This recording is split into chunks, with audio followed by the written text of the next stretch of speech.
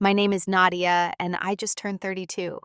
For as long as I can remember, I've been the second choice daughter in my family. You might think I'm exaggerating, but when your parents skip your wedding to attend your sister's lunch, it's pretty clear where you stand. My sister Emma has always been the sun, and I've lived my entire life in her shadow. Years of pain, years of trying to be noticed, years of never being enough. But I finally did something that made my parents see me, really see me for the first time, and it changed everything. Before I share how I finally stepped out of my sister's shadow, let me know where you're watching from. And don't forget to like and subscribe to hear more stories about family healing. Growing up in our middle-class suburban neighborhood in Boston, I always knew I was different from my sister Emma. 3 years older than me, Emma was what everyone called the golden child of the family. She excelled at everything she touched. Straight A student, beautiful enough to turn heads wherever we went, and so socially adept, she could charm anyone within minutes of meeting them. Our childhood home told the story better than I ever could. Walking through the front door, visitors were immediately greeted by a wall dedicated to Emma's achievements. Her artwork from elementary school hung in ornate frames in the living room, while mine was taped to the refrigerator or hidden away in hallways where guests rarely ventured. My father, James, a successful attorney at one of Boston's top firms, would proudly guide visitors to Emma's science fair trophies, explaining in detail how she'd outperformed seniors when she was just a freshman. "That's our Emma," he would say, his voice swelling with pride. "Going to change the world someday." My mother, Diana, a former beauty queen who transitioned into a successful real estate career, was no different. She'd spend hours helping Emma prepare for presentations, debates, or social events. I still remember sitting at the top of our staircase, watching them together at the dining room table, my mother's hands animatedly demonstrating proper posture and speaking techniques. "Stand tall, shoulders back, Emma. You want them to see your confidence the moment you walk in." The contrast in how they treated us became even more apparent during our extracurricular activities. Emma played soccer, and my parents never missed a game. They'd arrive early to secure the best seats, my father with his expensive camera to document every goal, my mother with handmade signs and snacks for the entire team. My dance recitals, on the other hand, often featured an empty pair of seats in the family section. There was always a reason. My father had an important case. My mother had a house showing that couldn't be rescheduled, or most commonly, Emma had something happening at the same time. I learned to scan the audience quickly before performances, adjusting my expectations. When I spotted my elderly neighbor, Mrs. Lawrence, sitting alone, sent by my parents to record the recital they couldn't attend. "Your parents are so sorry they couldn't make it," she'd tell me afterward, handing me a small bouquet. "But they can't wait to watch the video." They never did watch those videos. I found them years later, still in their original packaging, dusty and forgotten in our basement storage. The disparity in our treatment extended to milestones as well. When Emma turned 16, my parents surprised her with a brand new car, a shiny blue Volkswagen, with a massive bow on top. My 16th birthday gift, driving lessons, and the promise that I could use my mother's old car when she wasn't working. Through it all, I developed coping mechanisms. I became the ultimate good daughter, never complaining, always understanding, internalizing my feelings, until they became a tight knot lodged permanently in my chest. My bedroom became my sanctuary, walls covered with photographs. I'd taken shelves filled with books that transported me to worlds where I mattered. I'd spend hours creating art projects, developing my own style of photography that captured emotions my family never seemed to notice I had. Thankfully, I wasn't completely alone. My best friend Zoe saw everything. Unlike everyone else who was dazzled by Emma, Zoe recognized the imbalance and became my greatest supporter. "Your parents are seriously blind," she'd say as we sat on my bedroom floor flipping through magazines.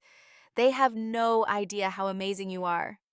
Those words kept me going through some of the darkest moments, like my high school graduation. I'd worked incredibly hard to finish in the top 10% of my class while building a photography portfolio that earned me a partial scholarship to the University of California. But at our graduation dinner, the conversation quickly shifted from my accomplishments to Emma's acceptance into Harvard Medical School. "A doctor in the family," my father announced, raising his glass for what would be the first of many toasts that night. Emma, you're making us proud. I sat silently, pushing food around my plate, watching my own milestone dissolve into yet another celebration of my sister. Zoe, who joined us for dinner, squeezed my hand under the table. Her simple gesture said what words couldn't. She saw me even when my family didn't. That night, as I lay in bed staring at the ceiling, I made a promise to myself. College would be different.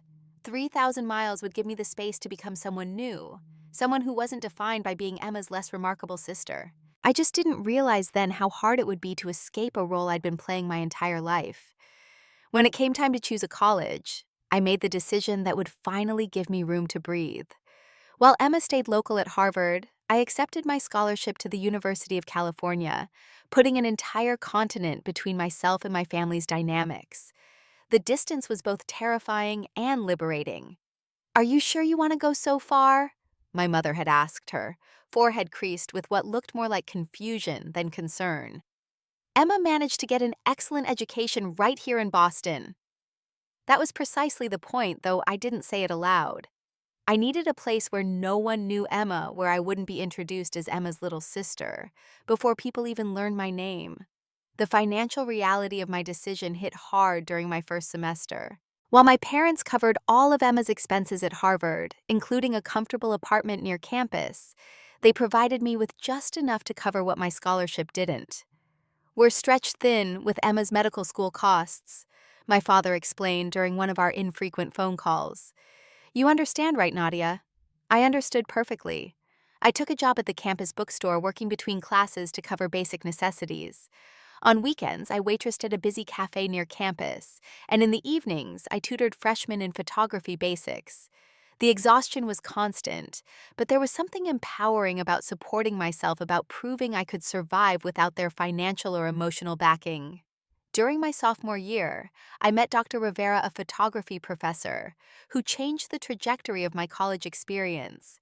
Unlike other professors who saw me as just another student, Dr. Rivera recognized something in my work that even I hadn't fully acknowledged. "You capture pain beautifully," she told me after class one day, holding up my photo of an elderly man sitting alone on a park bench. "But more importantly, you capture resilience. Not many students your age have the emotional maturity to see both simultaneously." Under her mentorship, my photography evolved from a hobby into a genuine talent. She encouraged me to develop my own style, focusing on raw human emotion and connection, the very things I'd spent my childhood craving. With her encouragement, I began submitting my work to student exhibitions and local galleries. The friendships I formed during those years became the foundation of the family I chose for myself. My roommate Aisha, an engineering student with a boisterous laugh and unlimited supply of midnight snacks, quickly became the sister I'd always wanted. Tyler, a film major who shared my love of visual storytelling, became my closest confidant and creative partner. Unlike my family, they saw me, really saw me, and valued what they saw. My contact with family dwindled to holiday phone calls and occasional visits. Each conversation followed the same pattern: brief questions about my studies before lengthy updates on Emma's achievements in medical school. "Emma just got selected for a prestigious research opportunity." My mother would gush, not noticing or caring that she'd interrupted my news about winning a photography contest. During my junior year, Emma visited California for a medical conference. I'd been nervous about introducing her to my friends, worried she'd effortlessly charm them as she did everyone else. My fears proved justified when she joined us for dinner. Within minutes, she had Aisha and Tyler captivated with stories of saving lives during her hospital rotations. "Wow, your sister is incredible," Tyler whispered to me as Emma dominated the conversation. "You never mentioned how accomplished she is." "Never had to," I replied, forcing a smile. "Everyone always figures it out pretty quickly."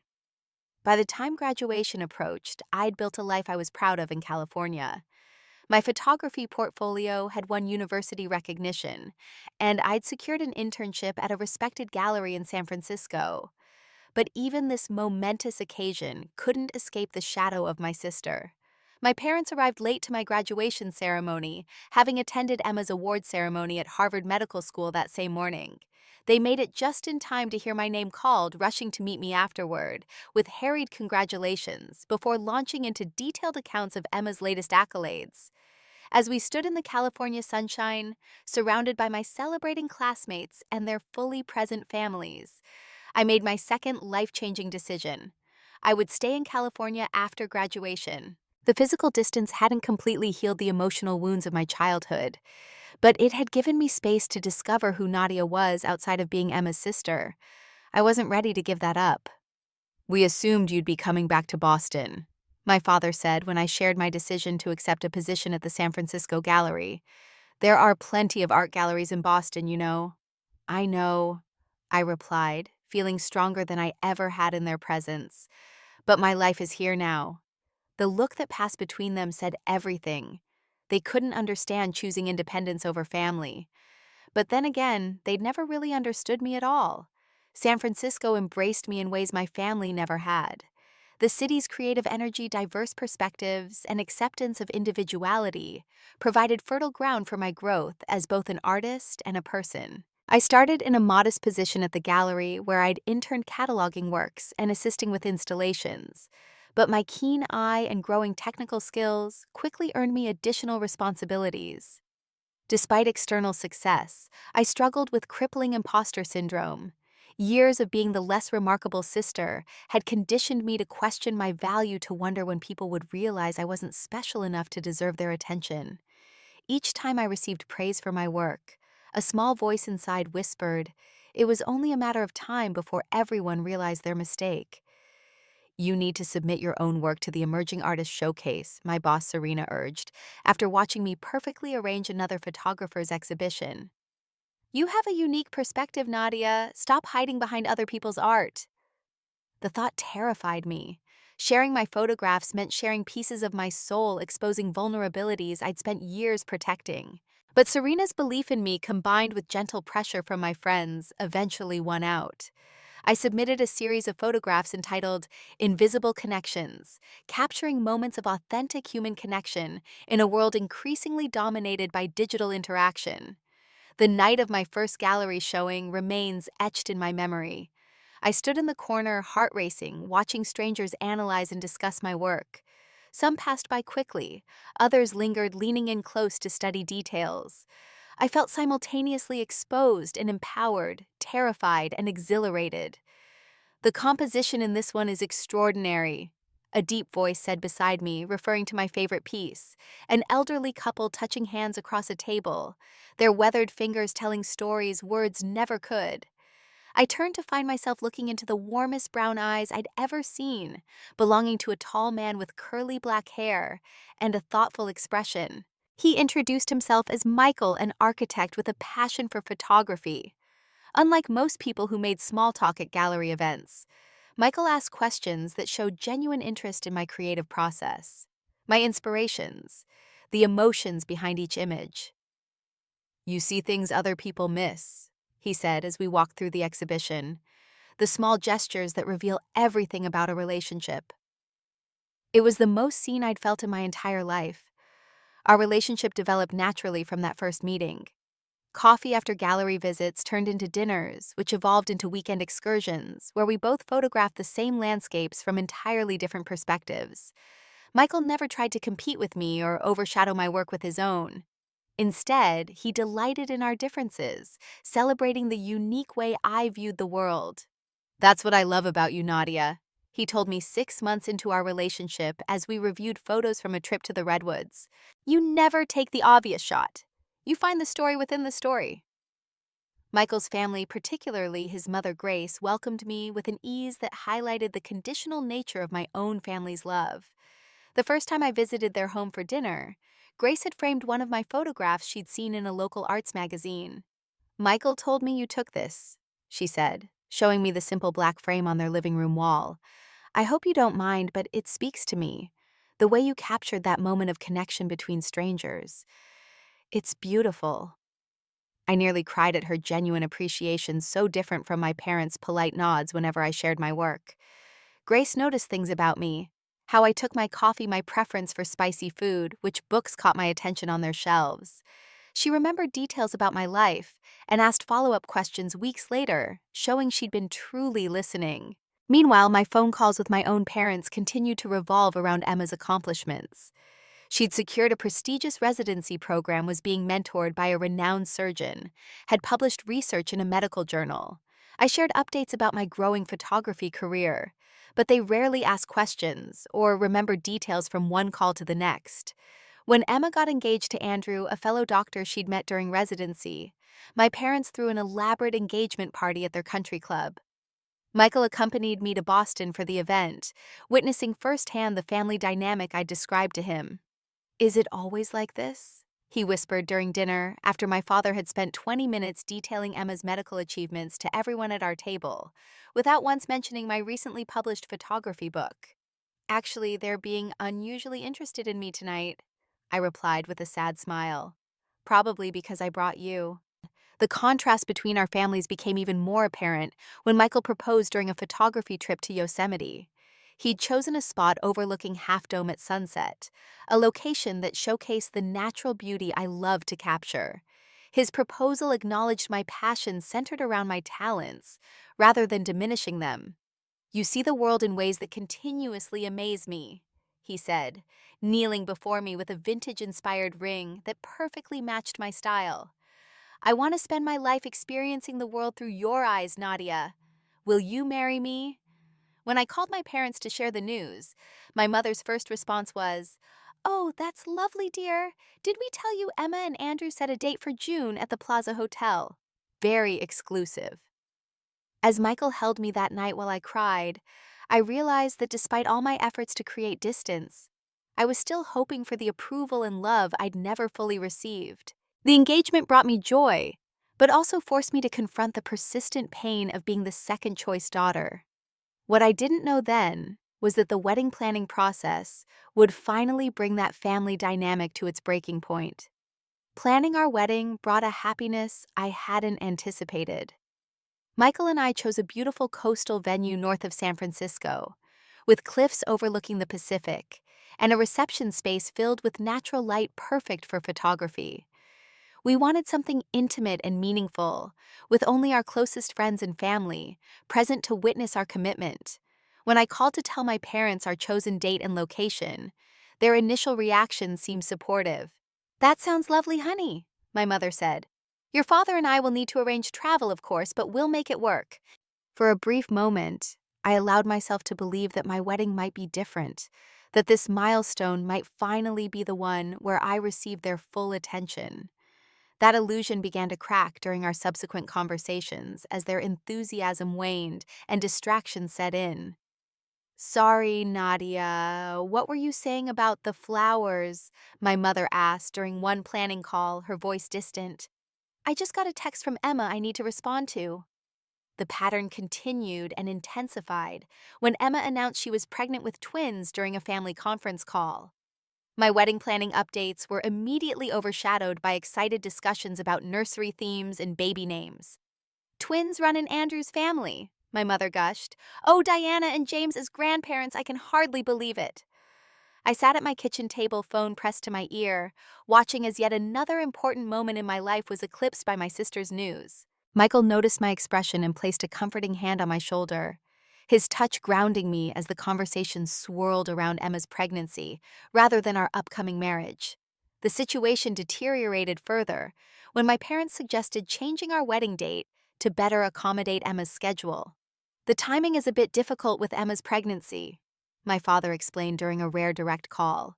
"She'll be starting her second trimester around your wedding date, and travel might be uncomfortable for her. Have you considered moving it to the following month?" I took a deep breath, gathering courage I'd been building for years. "Dad, we've already booked the venue and sent save the dates. Many guests have arranged travel. We can't change the date now." His disappointed sigh spoke volumes. "Well, I suppose we'll make it work somehow." One of the most painful moments came during what should have been a special mother-daughter experience: wedding dress shopping. I'd scheduled an appointment at a boutique in San Francisco, and my mother had promised to fly out for the occasion. 2 days before her scheduled arrival, she called to cancel. "Emma has an important ultrasound appointment," she explained, her voice betraying no awareness of my likely disappointment. "As the grandmother, I really should be there. You understand, right?" I understood all too well. "Sure, Mom, no problem." Michael's mother, Grace, stepped in without hesitation when I told her what had happened. "I would be honored to help you find your dress," she said, her voice warm with genuine enthusiasm. "Though I'm certainly no replacement for your own mother." But as Grace helped me try on gowns, offering thoughtful opinions, and tearing up when I found the one, I realized she was exactly what a mother should be in this moment. Her unconditional support highlighted everything I'd been missing, creating a bittersweet mixture of gratitude and grief. As the wedding approached, tensions escalated. My parents remained vague about when they would arrive, whether they'd attend the rehearsal dinner, and if my father had prepared his speech. Each phone call became increasingly stressful, with my anxiety building as their commitment seemed to waver. 1 month before the wedding, I received the call that confirmed my lifetime role in my family. My mother's voice was casual, almost dismissive, as she delivered news that cut deeper than she could possibly understand. "Honey, there's been a slight change of plans for the wedding day," she said. "Emma is hosting an important lunch for Andrew's colleagues from the hospital. Several department heads will be there, people who could really influence his career. Your father and I will need to be there to support them, so we'll be arriving at your wedding a bit late." The room seemed to tilt around me. "How late is a bit late, oh, Mom?" "Well, we'll definitely make it for most of the reception," she replied, as if missing her daughter's wedding ceremony was a minor inconvenience. "The important thing is that we'll be there to celebrate with you." I ended the call shortly after, unable to continue the conversation through my tears. As Michael held me, I finally confronted the truth. I'd been avoiding my entire life. I would never be a priority to my parents, not even on my wedding day. "We don't need them there," Michael whispered, wiping tears from my cheeks. "The people who truly love you, who see you for the amazing woman you are, will all be there. And that's what matters." His words were true, but they couldn't completely erase 32 years of hoping for parental love that had always been conditional, always secondary to my sister's needs and accomplishments. As our wedding day approached, I carried both joyful anticipation and a deep, aching grief for the family support I'd never truly had. The final week before our wedding passed in a whirlwind of last-minute arrangements, welcome dinners for out-of-town guests, and quiet moments with Michael, where we reflected on the life we were building together. Throughout it all, I was surrounded by friends who had become family. Aisha handling decorations with military precision, Tyler organizing music and photography, and Grace overseeing everything with maternal warmth. The absence of my own family became glaringly obvious during the rehearsal dinner. As we gathered at a charming restaurant overlooking the bay, the seats reserved for my parents remained empty. 15 minutes after our scheduled start time, I received a text from my father. "Emma feeling unwell. Staying with her tonight. See you tomorrow."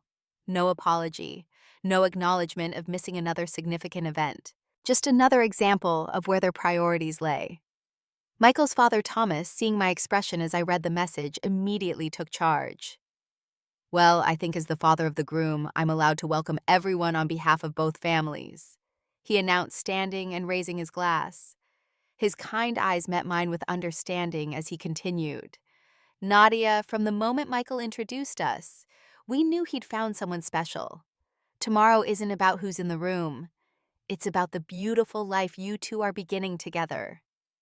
His words buoyed me through dinner, but later that night in our hotel room, the emotional weight finally broke through my carefully constructed defenses.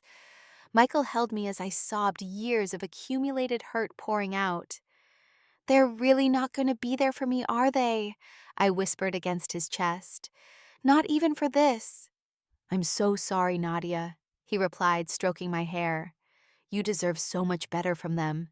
"I've spent my whole life trying to be enough," I continued, voicing thoughts I'd kept buried for decades. "Enough to notice, enough to prioritize, enough to love equally. But I never will be, will I?" Michael took my face in his hands, his expression fierce with protective love. "Listen to me. You are more than enough. You are extraordinary. And if they can't see that, it's their tremendous loss." I fell asleep in his arms, emotionally exhausted, but somehow lighter, as if naming the truth had released some of its power over me. The morning of our wedding dawned with perfect California sunshine. In the bridal suite, surrounded by my closest friends, I allowed myself to focus on joy rather than absence. My makeup artist was creating a natural look that enhanced rather than masked my features, and my photographer captured candid moments of laughter and excitement. Then my phone chimed with a text. Despite my better judgment, I checked it. Sorry, honey. Emma's lunch running late. We won't make ceremony, but we'll try for reception. Love you. The casual dismissal of one of the most significant moments of my life, delivered via text message, hit me like a physical blow. The makeup artist paused her work as tears filled my eyes, threatening to ruin her careful application. They're not coming, I whispered, my voice breaking. They're skipping the ceremony for my sister's lunch. The room fell silent. Then Grace, who had been arranging my veil, knelt before me and took my hands in hers. Nadia, look at me, she said firmly. Today is still your day. Those who truly value you are here, present and accounted for. You are loved deeply and completely by Michael, by all of us in this room, and by everyone waiting to celebrate with you. Aisha, never one to mince words, added, and honestly, anyone who would miss your wedding for a lunch doesn't deserve to see how gorgeous you look walking down that aisle. Their support created a protective circle around my heart, giving me strength to make a decision. You're right, I said, squaring my shoulders. This is still my day, and I'm not letting them ruin it. The ceremony was everything Michael and I had hoped for. Intimate, personal, and filled with genuine emotion. As I walked down the aisle alone, a choice I'd made after realizing my father wouldn't be there to give me away, I focused on Michael's face, on the love shining in his eyes. Thomas and Grace sat in the front row, beaming with parental pride that embraced us both. We exchanged vows we'd written ourselves, promising to see and value each other, to create a family based on mutual respect and unconditional love. When the officiant pronounced us married, the cheer that went up from our gathered friends carried us into the reception on a wave of joy. The celebration was well underway when my parents finally arrived, slipping into the reception, as if their absence from the ceremony was a minor detail. My mother looked elegant in a blue dress I'd never seen before, my father uncomfortable in his seldom-worn suit. They approached our table during dinner, offering congratulations that seemed hollow after their choices. The ceremony was lovely, I'm sure, my mother said, as if commenting on an event she'd chosen not to attend rather than her daughter's wedding. Then, incredibly, she pulled out her phone. Look at these photos from Emma's lunch. The hospital's chief of surgery was there. As she scrolled through images, proudly showing me pictures of Emma's event while standing at my wedding reception, something inside me finally broke. Years of silently accepting my place of understanding, of making excuses for their behavior. It all shattered in that moment. My father, oblivious to the tension, stood and clinked his glass. I'd like to make a toast to the bride and groom, he announced, apparently thinking he could simply step into the father of the bride role he'd abandoned hours earlier. I stood before he could continue, my hands trembling, but my voice steady. No, I said, the single word silencing the room. You don't get to disappear for the ceremony and then act like the proud father now. My father's expression shifted from confusion to indignation. Nadia, this isn't the time or place. When is the time? I interrupted, years of suppressed feelings finding their voice. When has there ever been time for me in this family? You missed my dance recitals for Emma's soccer games. You forgot my college graduation because Emma received an award. And now you couldn't even be bothered to attend my wedding ceremony because Emma was hosting a lunch. My mother stepped forward, her expression tight. You're being dramatic. We're here now, aren't we? Yes, physically you're here. But you've never really been present for me, have you? My entire life I've been an afterthought, second place to Emma's achievements and needs. The reception had gone completely silent, guests, frozen in uncomfortable witness to this family reckoning. Michael moved to my side, his hand finding mine in silent support. I've spent my whole life trying to understand, trying to be the good daughter who never complained. I continued, my voice growing stronger. But today was supposed to be different. Today, just once, I thought I might be your priority. My father's face had reddened with anger, or embarrassment, perhaps both. This is completely inappropriate, he said stiffly. We should discuss this privately. Why? So you can dismiss my feelings again? Tell me I'm overreacting. I'm done hiding this. I'm done pretending it doesn't hurt. My mother looked around at the watching guests, clearly mortified by the public nature of this confrontation. "We should go," she said to my father. "Nadia clearly isn't in a state to appreciate our presence." Their departure was quick and awkward, a hasty retreat from uncomfortable truths rather than a meaningful engagement with the pain they'd caused. As the doors closed behind them, I felt a curious mixture of grief and liberation. For the first time, I'd spoken my truth without filtering it through consideration for their feelings. The reception resumed slowly, guests pretending they hadn't witnessed the confrontation. Michael's parents immediately stepped forward, enfolding me in a group embrace that communicated everything words couldn't. As the evening continued, I found myself surrounded by people who had chosen to be there, who valued me for exactly who I was. In their genuine love, I found the strength to enjoy the celebration, despite the fresh wound of my parents' rejection. Later, as Michael and I shared our first dance, he whispered, "I'm so proud of you." "For causing a scene at our wedding?" I asked, still uncertain about my public confrontation. "For finally standing in your truth," he replied. "For valuing yourself enough to say what needed to be said." As we moved across the dance floor surrounded by friends who had become family, I realized something profound. I was done living in Emma's shadow. I was done seeking approval from people who couldn't or wouldn't give it. The real tragedy wasn't that my parents had missed my wedding ceremony. It was that they had missed seeing who I truly was for my entire life. Our honeymoon in New Zealand provided a much-needed respite from the emotional turbulence of the wedding. For 2 weeks, Michael and I hiked through lush landscapes, photographed breathtaking vistas, and began the process of building our married life together. Free from family expectations and dynamics, I felt lighter, more authentically myself than ever before. Reality waited for our return, however, in the form of multiple missed calls and text messages from my parents.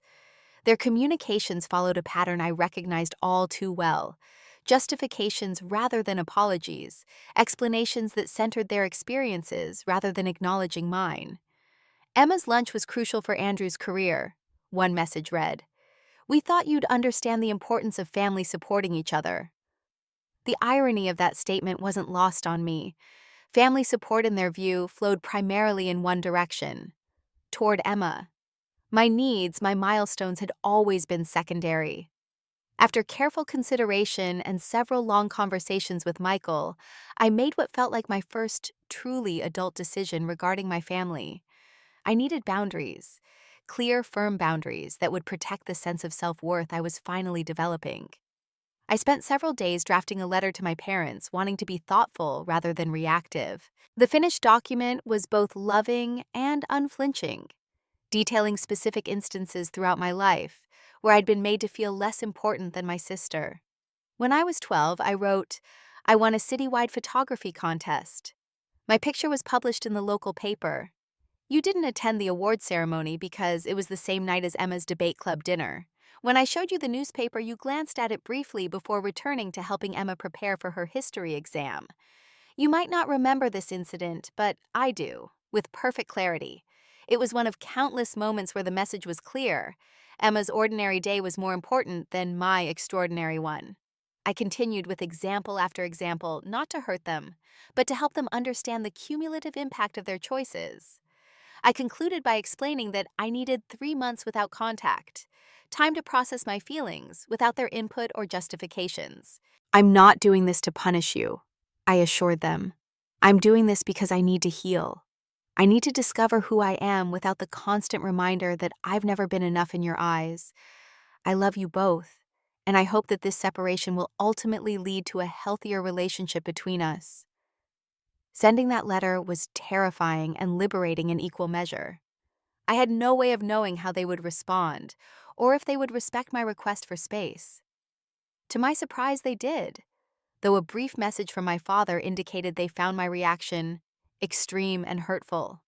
During those 3 months of separation, I threw myself into my work with renewed focus and energy.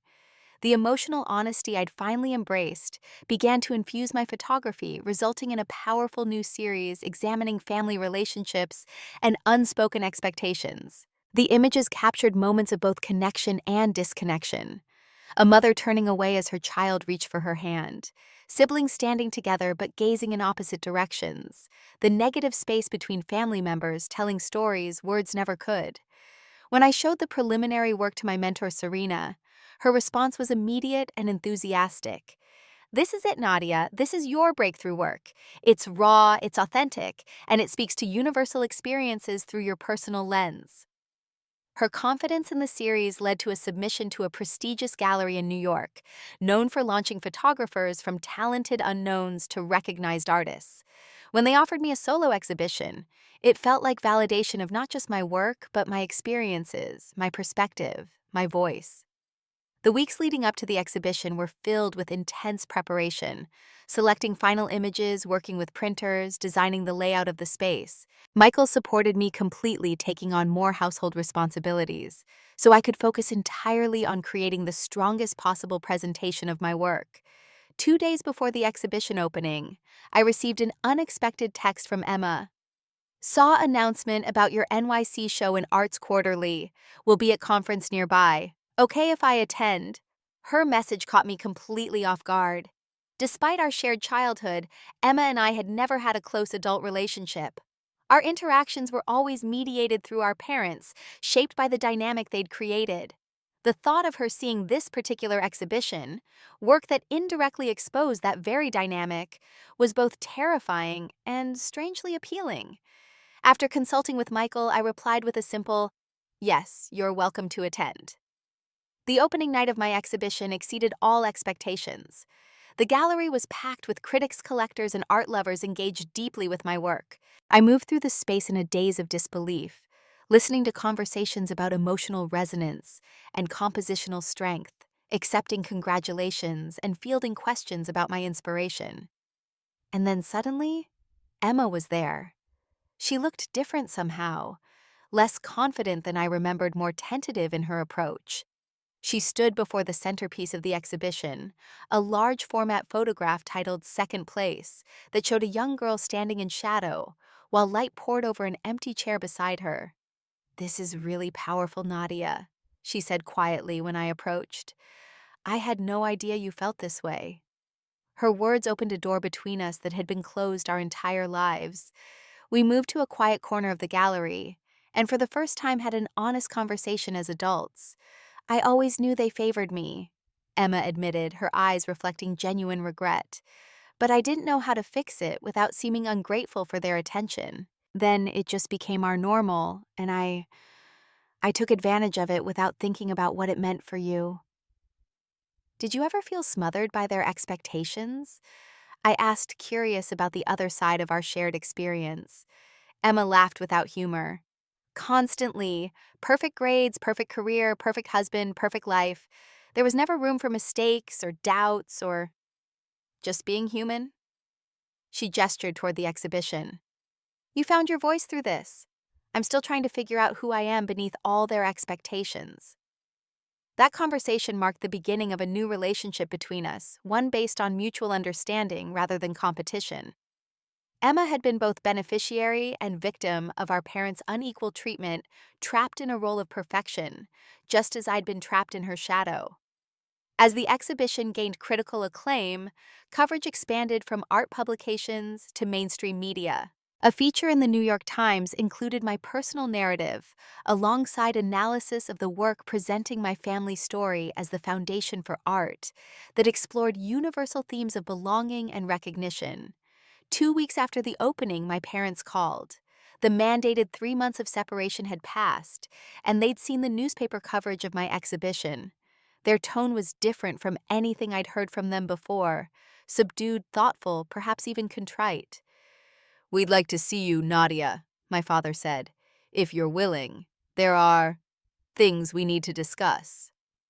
My parents arrived at our San Francisco apartment on a foggy Tuesday afternoon, looking smaller somehow than I remembered.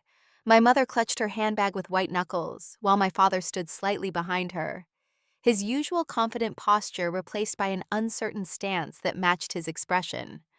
Michael had offered to leave us alone for this conversation, but I'd asked him to stay. "You're my family now," I'd explained, "and I need your support."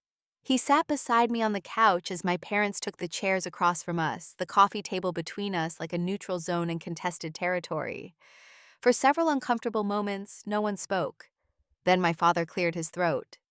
"We saw the article about your exhibition," he began, his lawyer's voice lacking its usual authoritative tone. "And we saw your photographs online." "They're remarkable, Nadia," my mother added quickly. "So powerful. We had no idea you'd become so accomplished." The compliment, genuine as it seemed, highlighted the very problem between us. "That's just it, Mom," I replied quietly. "You had no idea because you never really looked." Another uncomfortable silence fell. Then, to my complete shock, my father's eyes filled with tears. In 32 years, I had never seen him cry. "You're right," he said, his voice breaking. "We failed you, Nadia. Completely and repeatedly failed you." My mother reached for his hand as he struggled to continue. "Seeing your work, reading that article where you described growing up in Emma's shadow, it forced us to confront what we've done, how we made you feel invisible in your own family." Why? I asked the question that had haunted me my entire life. Why was Emma always more important? My parents exchanged glances, and my mother took over. "It wasn't conscious, at least not at first," she explained. "Emma was our first child, and she was so demanding, so needy for attention and validation. And when she received it, she thrived so visibly that it became a pattern." "And you," my father continued, "you were such an easy child. Self-sufficient understanding, never causing problems. We took the path of least resistance, focusing on the squeaky wheel while assuming you were fine." "I wasn't fine," I said, feeling Michael's supportive hand on my back. "I was hurt. Every day I was hurt." "We know that now," my mother whispered. "Seeing your pain displayed so beautifully, so publicly, it broke something in us, Nadia. Made us see ourselves through your eyes for the first time." My father leaned forward, his expression more vulnerable than I'd ever seen it. "I'm not asking for your forgiveness. I don't deserve it. What we did, missing your wedding for Emma's lunch, that was inexcusable. The culmination of a lifetime of wrong choices. But we are asking," my mother added, "for a chance to do better, to try to be the parents you deserved all along." Their words touched something deep within me, the little girl who had always longed for their attention, their approval, their equal love. But the adult I'd become was more cautious, more protective of that inner child. "I appreciate your apology," I said carefully. "But words are easy. It's actions that matter, and your actions have consistently shown where your priorities lie." "You're right," my father acknowledged, "which is why we're not asking for immediate trust. We're asking for the opportunity to prove through actions that we can change." "We've already started," my mother added. "We've been seeing a family therapist to understand our patterns. We've had several long conversations with Emma about the family dynamic we created." This surprised me. "Emma's part of this. She insisted on it," my father explained. "After seeing your exhibition, she called us. Well, she said things we needed to hear, made us face some uncomfortable truths." The thought of Emma advocating for me, confronting our parents about their treatment of me, was completely unexpected. It added a dimension to our emerging adult relationship I hadn't anticipated. "So what happens now?" I asked, still uncertain. "That's up to you," my mother replied. "We'll respect whatever boundaries you need. We just hope you'll allow us some role in your life, some opportunity to try to make amends." I took a deep breath, considering their request. The hurt child in me wanted to reject them, to punish them for years of emotional neglect. The adult I was becoming recognized the courage it took for them to acknowledge their failures and seek reconciliation. "I'm willing to try," I said finally, "but slowly and with clear expectations. I need you to understand that trust has to be rebuilt. It won't happen overnight." "We understand," my father said, relief evident in his voice. "We're prepared to do the work however long it takes." We established some initial guidelines for moving forward. Regular calls, where they would ask about my life and work, small visits before attempting longer ones, and their commitment to continue therapy to address the patterns that had damaged our family. As they prepared to leave, my mother paused at the door. "Your exhibition," she said hesitantly. "Would it be all right if we came to see it in person? We want to understand your perspective better." It was a small request, but a meaningful one. Their first real effort to see the world through my eyes. "Yes," I replied. "I think that would be a good place to start." The process of healing with my parents was neither quick nor easy. There were setbacks and difficult conversations, moments when old patterns threatened to reassert themselves. But there were also signs of genuine change. They attended my next exhibition opening, spending hours actually looking at my work, asking thoughtful questions about my creative process. My father, to my amazement, took a genuine interest in photography, educating himself about techniques and composition, so we would have common ground for conversation. When Michael and I announced we were expecting our first child, my parents' response was measured rather than overwhelming, supportive, but careful not to overshadow Emma's role as the first to make them grandparents. They asked what kind of involvement we wanted them to have respecting our wishes, rather than assuming their place. Emma and I continued building our own relationship separate from our parents' influence. We discovered common interests and experiences we'd never shared growing up, developing a friendship that existed alongside, but independent from our sibling connection.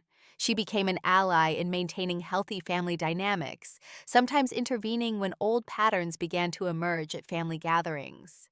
My personal healing journey extended beyond family reconciliation. I worked with a therapist to address the deep-seated insecurities created by years of being the less important child. I learned to recognize my own worth independent of external validation, to trust my voice both artistically and personally. Michael remained my strongest supporter, reminding me of my value on days when old doubts resurfaced. Perhaps the most profound moment in this journey came during a family gathering celebrating my daughter Amelia's first birthday. As I watched my parents interact with both their grandchildren, Emma's twins and our daughter, I noticed something remarkable. There was no favoritism, no disproportionate attention. They moved between the children, naturally responding to each one's needs and personalities with equal consideration. Later, as we cleaned up after the party, my father approached me in the kitchen. "I was watching you with Amelia today," he said quietly. "You're an extraordinary mother, Nadia. The way you see her, truly see her. I wish we had done that for you." The acknowledgement, simple but profound, helped close a wound I'd carried my entire life. "I learned what not to do," I replied honestly, "and I'm trying to do better." He nodded, understanding the gentle rebuke in my words. We all are. The journey of healing family relationships is never truly complete. There are still moments when old hurts resurface, when I notice subtle differences in how my parents relate to Emma versus me. But these moments no longer define me or determine my worth. I've learned that forgiveness doesn't mean forgetting or excusing past injuries. It means freeing yourself from the burden of resentment so you can move forward unburdened. Standing in your truth, setting boundaries, and demanding recognition of your worth aren't acts of selfishness or cruelty. They're necessary steps toward building authentic relationships based on mutual respect, rather than established patterns. Sometimes, as in my case, it takes a dramatic break, parents missing a wedding, a public artistic statement, to disrupt patterns too entrenched to address more gently. I sometimes wonder who I would be if my parents had treated Emma and me equally from the beginning. Would I have developed the same observant eye, the same sensitivity to emotional nuance that informs my photography? Would I have cultivated the resilience and independence that ultimately allowed me to build a life on my own terms? Pain shaped me, but it doesn't define me. The shadow I lived in for so long helped me appreciate the light I found on my own path. Have you ever had to stand up for yourself within your family? What boundaries have you needed to set with loved ones? Share your experiences in the comments below, and don't forget to like and subscribe if this story resonated with you. Remember, sometimes the family we choose is as important as the family we're born into. Thank you for listening to my journey, and I hope it helps you navigate your own path to healing and self-discovery.